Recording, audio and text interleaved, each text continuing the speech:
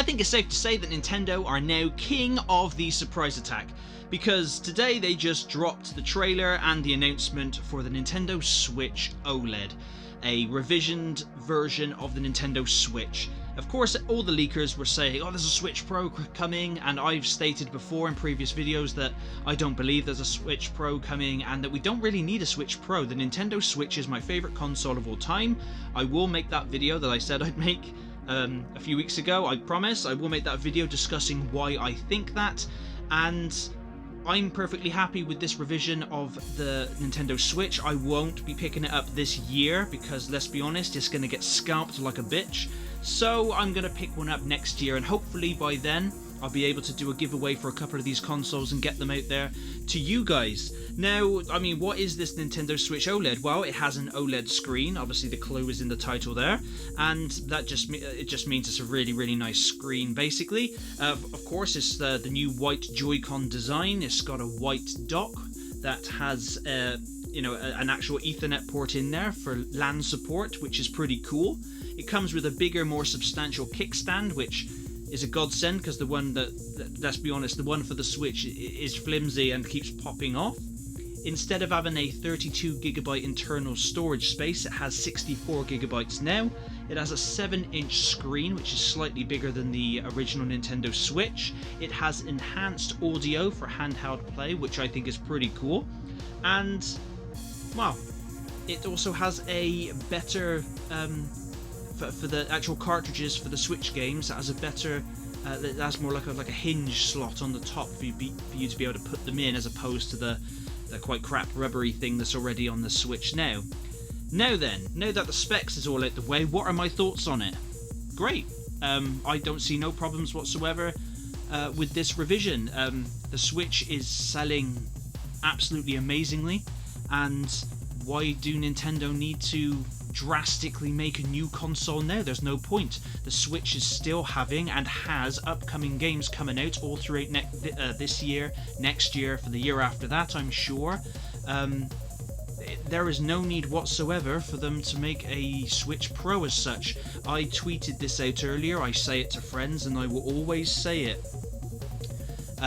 60 frames per second or 120 frames per second and 4K resolution do not make great games. Great games are great games for what the game is. That means that it's all about the gameplay, the story, the characters, the world building, the design. It's not necessarily how pretty it looks. I'm currently playing through Octopath Traveler because I want to and because I want to review it. I've never finished it, so now I'm smashing through it. Octopath Traveler is not a graphically intense game. However, it has a certain artistic style, and that is what will stick with people. You can have the most shiniest game in the world with the best physics, with the best graphics, the best frame rate, the best resolution, but the game can still be crap. A lot of gamers these days are focused on the frame rates and the resolution, and I don't know why. These weren't the questions that we were asking years ago when the PlayStation was released. Of course, it was a massive jump. We'll never see that again, from when we went from 2D 16-bit up to 32-bit. You know, we'll never see that jump again. And over the initial, wow, it's all 3D, that's really cool, we then didn't start going, oh, but what's the frame rates like on the N64 compared to the PlayStation? No, we weren't like that at all. It was this game good? That is the question. That is the question you should be asking as a gamer and as a consumer. Is this game good? And let's be honest, not everyone's going to like the Nintendo Switch. Not everyone's going to like Nintendo. Nintendo are mainly aimed at families and children, and that's absolutely fine. And yes, they do have adult games on the Switch, but its main target audience are younger children and families. And Nintendo have never been concerned with being the most graphically powerful game game makers out there. They innovate, they create different ways to play your games for different experiences. This is a handheld, like a handheld home console hybrid, and it's excellent, and one of the best handhelds, probably the best handheld ever made in terms of the flexibility on how you can play it your way, what you can do. And there's absolutely nothing wrong with it not having 60 FPS on every game and 4K resolution, because I'll be honest, I can't really tell much the difference between 30 and 60 for the most part. It could just be because my eyes are older and I wear glasses. I know there is a difference. I'm not saying there's no difference. I know there is. I don't care. As long as the game doesn't run like a flicker pad, or it starts looking like a mosaic, or it starts going like stop motion, I'm fine. I don't care. Frame rate drops dip occasionally on games. It happens. It's always happened. I don't care.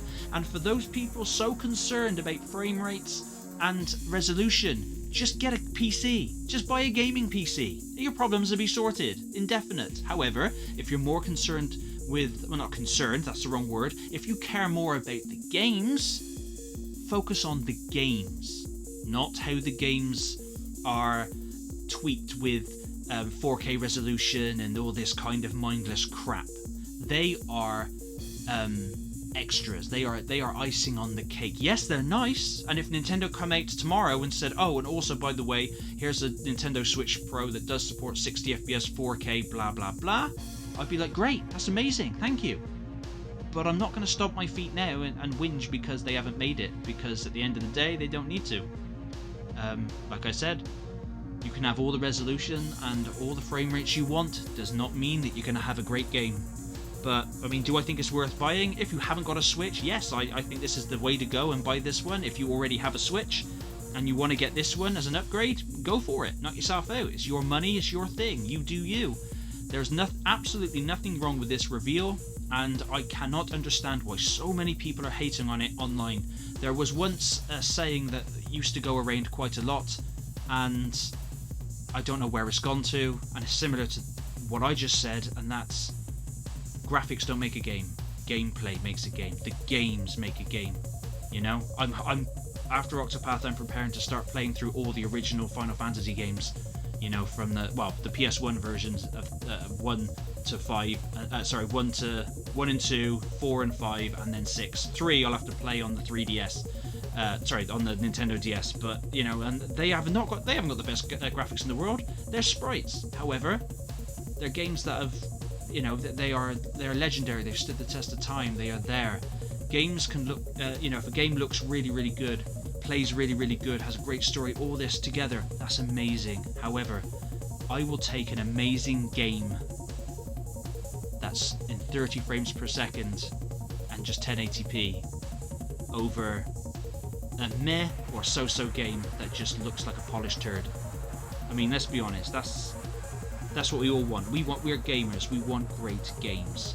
Stop focusing on the bits that do not really matter when it comes to gaming, because there are all different types of games. Not every game has to be super quick, and maybe it's just the way the times are going that there's so many content creators, streamers, and professional gamers out there. Maybe that's it. But please let me know what you think in the comments down below about this new Nintendo Switch reveal. Do you care more about the gameplay and the games, or are you more interested in how powerful the tech is? Please let me know. Either is good, each to their own. You know where I stand from the video. But yeah, thank you very much for watching, and until next time.